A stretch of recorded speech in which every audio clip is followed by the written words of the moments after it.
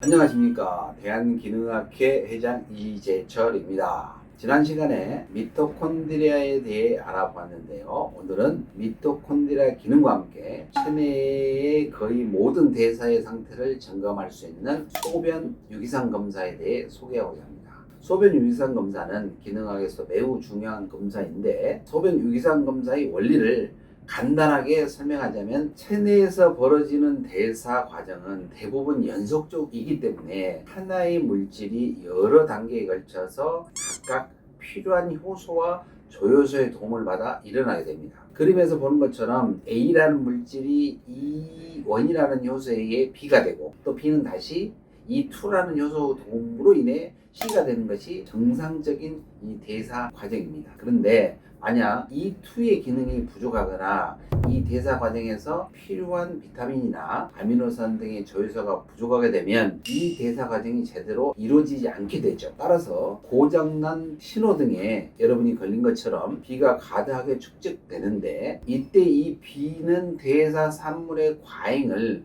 소변을 통해 확인할 수 있는 것입니다. 이게 바로 소변 유기산 검사인 것인데, 쉽게 표현하면 저를 만나기 위해서 환자분이 엘리베이터를 타고 여러 문을 거쳐서 저한테 오게 되는데, 엘리베이터가 꺼져 있으면 저한테 오지 못하고 엘리베이터 앞에 많은 사람이 대기하게 돼 있는 것이잖아요. 그러면 그 자체가 소변으로 기다려 있는 그런 물질들이 증가하게 되면, 엘리베이터 문제가 있구나를 알게 되면 엘리베이터를 고치면 저를 만날 수 있을 거잖아요. 이런 대사 과정의 대사 산물을 보는 게 소변 유기산 검사인 것이죠. 그래서 소변 유기산 검사에서는 크게 5가지의 카테고리의 대사를 확인할 수가 있는데요. 그 첫 번째가 지방 탄수화물 대사, 그리고 미토콘드리아 대사를 확인할 수 있는 에너지 대사입니다.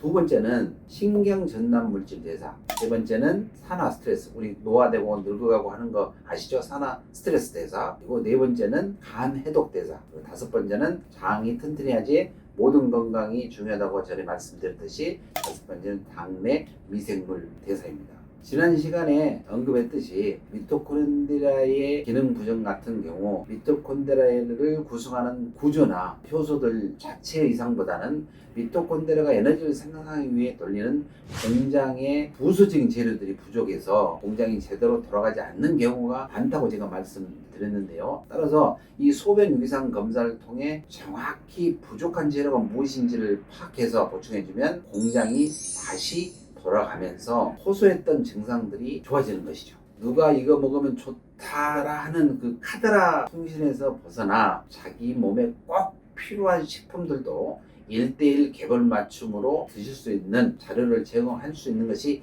이 검사인 거고요. 또 나는 여기저기 아파서 검사했는데 알 수 없다, 즉 미병 상태이거나 발견되지 않는 원인을 찾고 싶거나 만성 피로, 자가면역 질환 등 난치성 질환 치료에 도움이 되는 것이 있는가를 알고 싶은 사람이라면 한 번쯤 소변 유기산 검사를 해보는 것도 좋은 방법일 수도 있습니다. 실제 체내에서 벌어지는 미시적인 대사 과정에서 나오는 대사 산물을 측정하기 때문에 나에게 정말 부족한 영양소가 무엇인지 비교적 정확히 알 수 있기 때문이죠. 따라서 무턱대고 비싸거나 유명한 영양제를 먹는 게 중요한 게 아니고, 나에게만 필요한 맞춤 영양제를 복용하고 싶은 사람에게는 좋은 선택지라고 할 수 있겠습니다. 첫 번째 시간부터 여러 번 반복해서 언급했듯이 인간의 신체는 유기적으로 연결되어 있기 때문에 단순하고 단편적인 결과만을 읽는 현대의학적인 관점에서 보면은 가장 큰 잘못 중에 하나가 현상이 벌어지고 있는 만성질환이 생기는 이유이기 때문에, 이 기능학에서는 항상 검사 결과를 환자의 증상과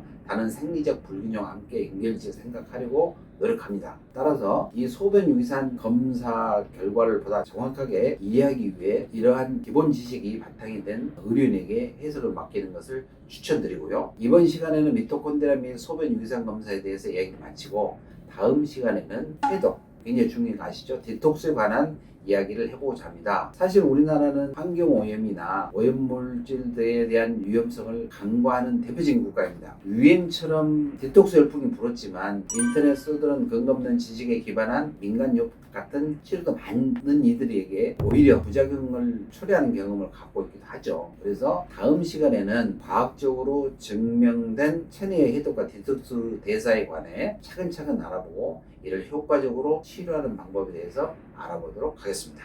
도움이 되셨다면 구독과 좋아요, 알람 설정 부탁드립니다. 오늘도 행복하고 건강한 하루가 되시기를 바랍니다. 감사합니다.